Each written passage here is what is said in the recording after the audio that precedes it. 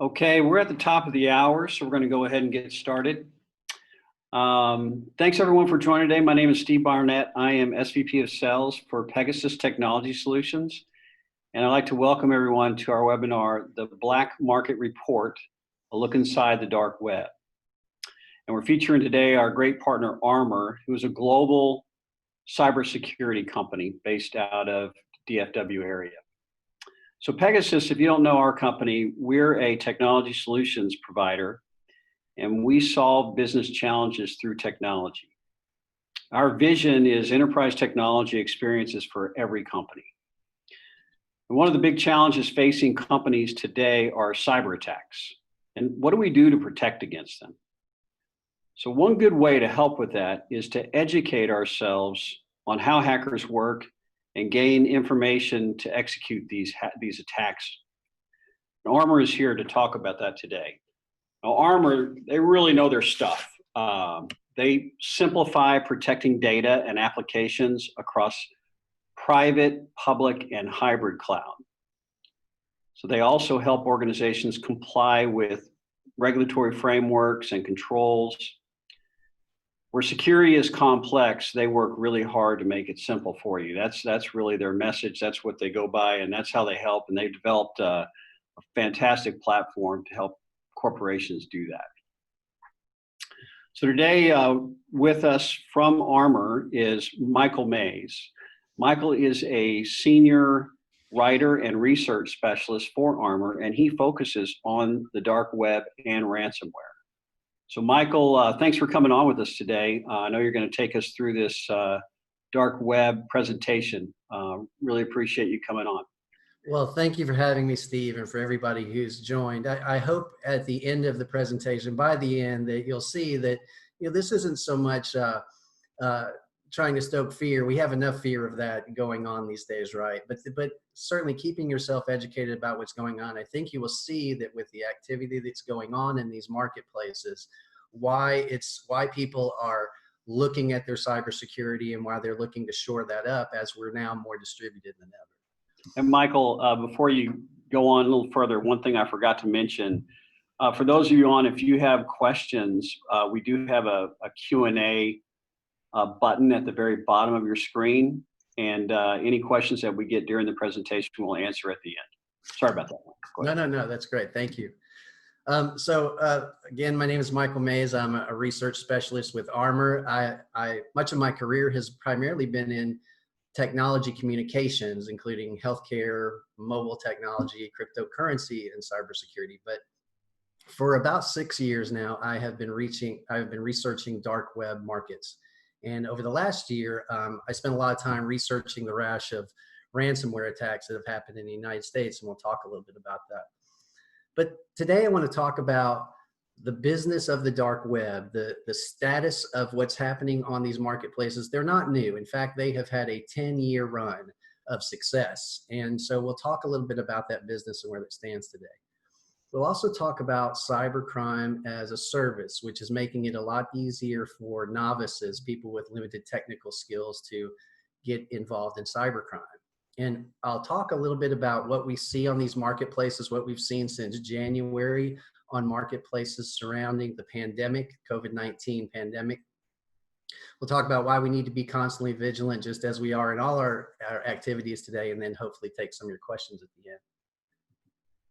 So many of us have heard of the dark web. Just to get a sense of what that is and how large that is, let's take a look at that. So we're familiar with the surface web, those URLs that we can reach through our typical browsers. There's really about 1.7 billion now URLs that are active. And then we know that the deep web is much larger than that, billions of sites behind firewalls, the things that you use your password for. So think of that, of course. And most of that is relatively safe and secure, right? Or at least that is part of the challenge. And so the dark web is a subset of the deep web, and it's really refers to the sites that it takes some kind of knowledge to reach. Maybe you have to reach it through the onion router, through an encrypted network, and maybe you need to have some accounts and passwords and things. So, but it's not as large as you might think. Recorded Future scanned 260,000 onion pages And within that, they found 55,000 onion addresses, websites. And really within that, they only found 8,000 or so links that were active. So even as you drill down further in that, in terms of talking about some of these marketplaces, there's really over 100 of those, and there could be lots of forums. There are many forums in different languages in different countries that may be really small, so the market's really kind of small. But why is dark web market intelligence important for us? Well, why is threat intelligence important? More information certainly helps you make better risk decisions. And understanding your adversary's tools and techniques makes it easier for you to protect yourself. And understanding what's happening in these landscapes can just help provide context to your security. But why threats on these marketplaces? Why threat intelligence on these markets? Well, threat researchers can find on these marketplaces new exploits, new malware, 0 days that are for sale on these marketplaces. And they may also be able to find your stolen data dumps or intellectual property that's there for sale. And on these marketplaces, we're going to talk a little bit about cryptocurrency. They wouldn't function without them. And it's important to kind of know what's happening in that landscape. And then ultimately, again, as you look at this, organizations can make better risk decisions if they know what's happening out there and the tools that are being used. Now, for threat researchers, there are a lot of great subscription models and other kind of places to get threat feeds. And one of the industry's best is Recorded Future. And so as you can see, they are tracking many kinds of things that they see. And so using these tools and looking ourselves at some of these marketplaces, we're able to get a good picture of how threats are evolving, new methods, new vulnerabilities.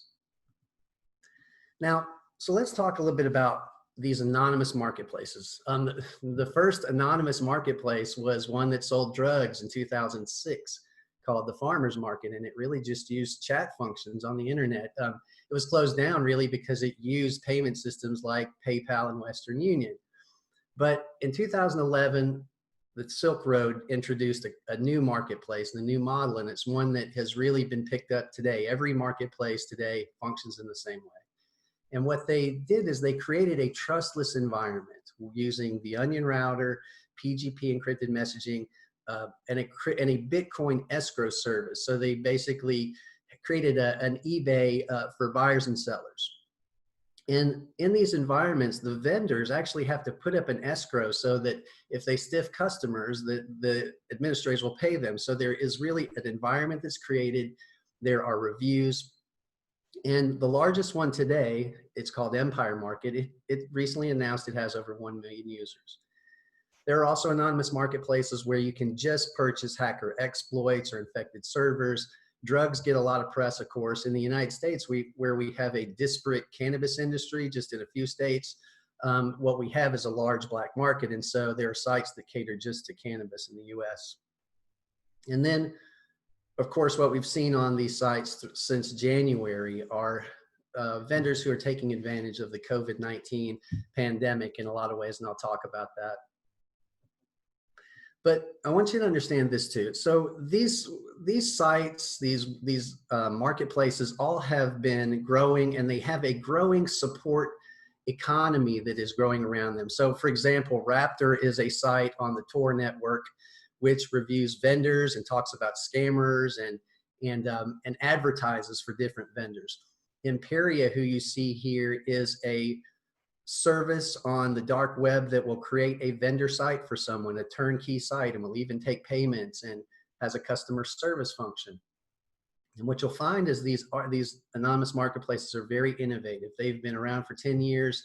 They come up and down, but they try new things. You know, this is an interesting new CAPTCHA kind of function at one site where you use kind of some different kinds of tools that I think is really interesting, and you see these places evolving. But we would be remiss to talk about these at all without talking about the role of cryptocurrency. I'm sure many people have heard of Bitcoin by now, but you may not know that there are over 5,000 different cryptocurrencies that are active today. You know, and Bitcoin was not made for cyber criminals. It just has some features that make it attractive to cyber criminals. For instance, it is pseudo-anonymous. It actually, there are more companies that can trace and who do forensics today. It's not owned by any bank or federal government. And so it is more difficult. It's not easily subject to seizure, but it also solves some real problems in digital payments.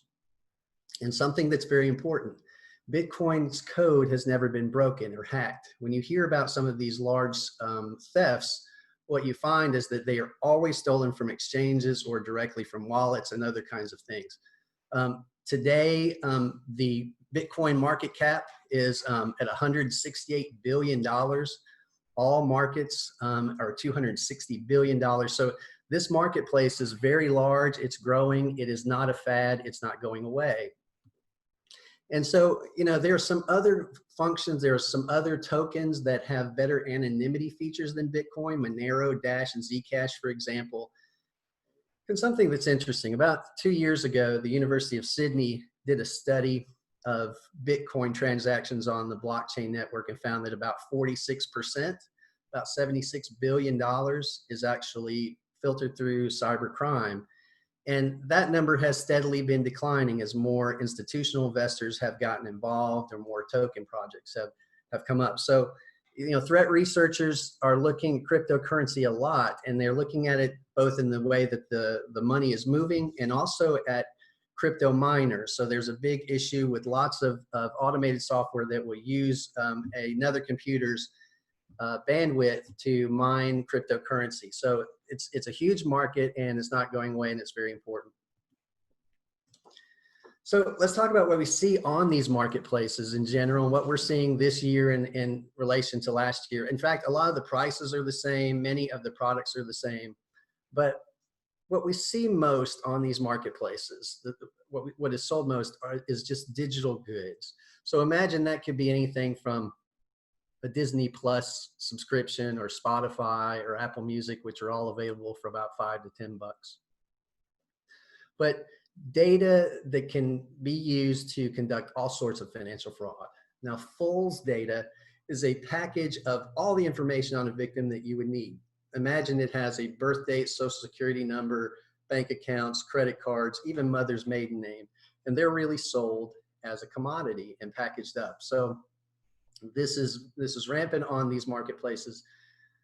Many of these marketplaces now have auto carding shops, and what that means is that when someone is purchasing some of this stolen credit card information, they can actually check the balance and check that it's live. And if it's not, go back to the vendor and get another card that works. So, you know, digital goods have been the biggest seller really on marketplaces. And we know that in 2018, almost 15 billion records were sold on these marketplaces. And we see all kinds of breaches every year. You know, in 2000, I guess the biggest breach was Yahoo, really, which leaked 3 billion records. But Facebook and 3 different hacks have exposed 1.6 billion records in the last year. American Financial Corporation, largest retail title company, they almost exposed 1 billion records. So there are many, many more victims for sale and many more victims out there. And I mentioned the Yahoo breach with 3 billion records. I believe that breach was in 2017, and we continue to see that list sold on dark marketplaces. The other area that I think doesn't get enough attention really are the sale of exploits and infective servers or botnets. What you can find on these marketplaces, and you also find these in underground criminal forums, compromised public and private cloud servers, malware that's traded or for sale. You'll find exploit kits. Some of them can be really inexpensive. Some can be very expensive or even on a monthly subscription model. And so to give you an idea, Emotet is a very famous Trojan. It was initially designed to pull bank credentials, and it has been redesigned and reconfigured, and it's now sold primarily as a loader. So what Emotet does is essentially allow you to load, say, ransomware into an email and deliver that. And so that's really available for about $50. So these tools are out there to make it easier for others. Now, of course, credit cards, they are also, you know, one of the biggest sellers. You can imagine there are bank accounts with all the information to access those, and anything to conduct card not present fraud. Also on these marketplaces, there are a lot of scams that are really designed to just steal people's cryptocurrency, some of these new shoppers. But it also has very legitimate services, and some where people are advertising their services. Money mules will actually go to pick up items or to cash out money in different ways in person. So you'll find those. And then I think it's very interesting here during the pandemic that while we have hundreds of billions of dollars that are being loaned to small businesses, that fraudulent documents are easily available on these dark web markets. So shell corporations, EINs, anything that you would need to apply for a small business loan is available on these markets. Now, cybercrime as a service is something that has continued to grow. It's not new, but you see this now proliferating. And what it really is, it's an effort by organized groups to spread the risk somewhat, to make it easier for people with limited technical skills to get involved.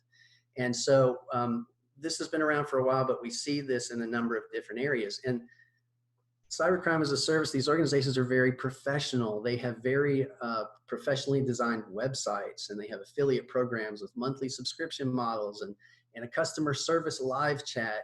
So you see that there is an incredible ecosystem that is being created. And what they're looking for often are people with some skills. Maybe they do already have, they've already infected some server, they have botnets, or maybe they are looking for, to hack someone's Android phone. So those services are available. And they also may just offer malware as a service, ransomware, for example, that they can just download and conduct their own attacks. They also will provide a lot of different kinds of services. You know, DDoS attacks are a typical tool. Sometimes they're used to put someone off a trail while they're doing something else. And email spamming is certainly on everyone's in the hacker toolbox to send lots of emails out so that it can contain a link to ransomware. You know, those often are, under $100. Some of these marketplaces specialize, as I said, just in hire a hacker kinds of things. And what they will do is they will, in some cases, you may see that they've left as much as $20,000 with an administrator of a forum so that they can pay someone for a project that involves, hacking someone else. So there's quite an ecosystem that is going on there. Now, I'll talk a little bit about ransomware, and this is a subject that has been really fascinating to me and alarming really for the last year. In 2019, there was really a revolution. So up until that point, most ransomware would just infect a person's computer or network, and it would encrypt the files, and you would need a decryption tool to get those back. And so what has really begun to happen is now they are exfiltrating data. So let's think in the case of HIPAA. In HIPAA, if someone breaks into a system, you have to report it when it is a breach, but there are some fine lines into considering what is a breach, often considering that data has been taken or exfiltrated. And so now it's what has happened. There's at least 5 criminal groups who are exfiltrating data, and they are then offering to sell that data online if the victims do not pay. Sodin, also called Revil, Sodinokibi, it's a ransomware group. It really offers ransomware as a service. I'll talk a little bit about that, but they've announced that they will require some victims to provide ransom in Monero, which is an anonymity coin. And they've also created an auction site called the Happy Blog, in which it's an eBay-like site where they're auctioning off the data that they are stealing.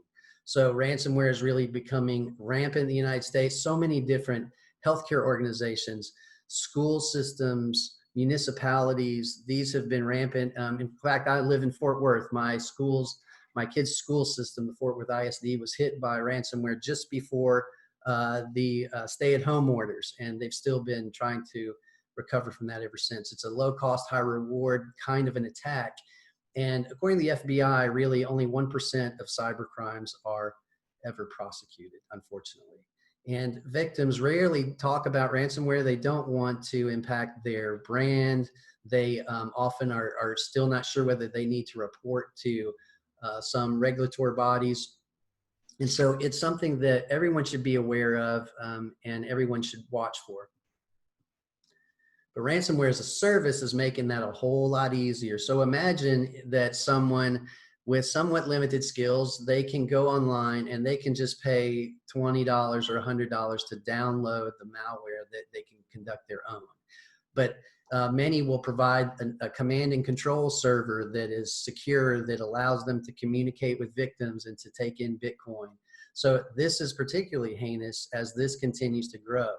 And I think what's also interesting, I mentioned those 5 groups. Those groups are beginning, some of the threat researchers are reporting that they're beginning to create a kind of cartel where they're working together using this technology and attacking victims. And so this is something that will continue to get worse, we believe, and something everyone should educate their associates on. So as the world, of course, is reeling from COVID-19, we know that vendors on these marketplaces are taking advantage. Armor was one of the first to report that chloroquine and hydroxychloroquine were for sale on dark web markets. Just 4 days after the US president promoted them prematurely, we began to see these for sale on dark markets. And we've also really since February seen face masks and respirators, protective gear, gloves, those kinds of things, of course, sold at exorbitant prices. We began seeing testing kits, I think, around March, really. But I'll say that even in January, as the news began to break around the world, we heard vendors who were we saw vendors who were promoting COVID-19 blowout sales on marijuana and heroin and all kinds of things. So they were using it to kind of promote their products. But the products that I saw that are probably most alarming is that there were social engineering campaigns and tools which were being sold to hackers. And so imagine the Johns Hopkins virus map, but injected with malware for anyone that opens it, or an entire campaign explaining how to use the World Health Organization logos, including their high-res logos. So these things are really alarming. And so I think we'll continue to see these kinds of things on these marketplaces. So it's a thing like this. On these marketplaces, we can get a sense of, what is happening in other kinds of areas, and we can see how people are taking advantage of that. My recommendation for everyone around this is just that make sure that you're talking to your employees about the kind of communication that you will provide. Everyone's looking for information from our public officials, from our employers, and it's really important just to stay in touch with them and talk to them about reporting any suspicious activity. If you get an email, don't necessarily just delete it, let someone know. But just a word about what this means, I think, for all of us. We're now the most distributed workforce in the history of man. And, a recent survey talked to IT leaders who, over a quarter of them were saying that they have seen an increase in attacks, both in volume and severity. And so an overwhelming majority really believe that all of this is going to impact how they evaluate risk for at least 5 years. And many of them are evaluating new security solutions. You think that, most of us were already supporting some kind of a mobile workforce, but now when everyone is forced to do that, are there new challenges? The technology has been around for a long time, but it's something that we need to be aware of. So just some key takeaways. We know that criminals are making a whole lot of money off of data, and that data will continue to be sold. It seems a cliche that it's not a matter of if, but when your data will be used, but it's really true. All of your data is really out there and could be used at any minute. But hacker tools and services are being sold here on these marketplaces, not just drugs or pornography. There are organized groups that are on these marketplaces who are making it easy for others to participate. You see on this slide, these are different marketplaces. There's an ecosystem. They continue to grow and proliferate. We certainly know that vendors and people will continue to take advantage of the pandemic to sell scarce supplies and drugs. We're even seeing the new remdesivir offered for sale, whether it's real or fraudulent. The one thing I hope you'll also take away from the discussion today is that these marketplaces are innovative. They've been around for 10 years. They continue to grow, and they really in many ways fuel a $400 billion cyber criminal industry. And there's something that we should be aware of. So we need to be constantly vigilant. We're right now, everyone, of course, we're keeping our distance, and, we're wearing masks, and I think that's very important. And so we need to be constantly vigilant in the same way online, of course. Make sure that you're training your employees, make them aware, and make sure that they're looking to identify suspicious activity like phishing emails. Make sure that you're patching all of your software, that you have some process for that. It's very important. Monitor cloud usage, have least privilege access, those kinds of things. You know, Make sure that not all of your data is the same. Data should be segmented. Your most important data should be protected. Think of that, certainly. And then I guess finally, offline backup systems. There's a 3-2-1 rule: 3 copies on 2 media in 1 offsite. That's always a good rule of thumb, important. So one quick word about our Security Operations Center. Many companies don't have the resources to really have their own eyes on glass 24/7, 365. Others already have in their security journey, may have a Security Operations Center, and they may be looking to augment what it is that they're doing. What this group does, these people are the ones that really understand what's happening behind those screens, and they are looking at threat intelligence through a number of different feeds, and they're providing near real-time detection. If you imagine that an industry average says that a threat actor will be in your system, looking at your files and performing reconnaissance for 78 days before they're found on average. Armor cuts that down to less than 1 day before finding those intruders. And then a lot of what we do, of course, it comes from understanding what's happening in the marketplace, or understanding what's happening in the threat landscape, but looking at our own customer environments, looking at how we are serving them, and then providing countermeasures, automation, our own curated playbooks, those kinds of things. So that can either help you if you need these kinds of services, or it can help to enhance the effectiveness of your own Security Operations Center. Now, we provide a lot of different resources. Please visit the Armor website. You can find our last year's report on the dark web. We have a new one that will be coming out shortly, and we'll have a different look, a little bit deeper dive into the business of these kinds of sites like we've talked about today. And check out our threat intelligence report. So on a regular basis, we'll put out different reports on things we see, like ransomware or new kinds of vulnerabilities. So check that out, of course. And then you can find out more about a Security Operations Center.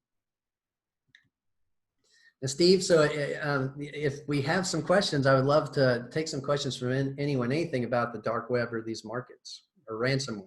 Yeah, we do, Michael. We got a few here. I've got, it looks like 3. So first one is, if anyone can see these black market sites, why hasn't law enforcement been able to take them down? That's one.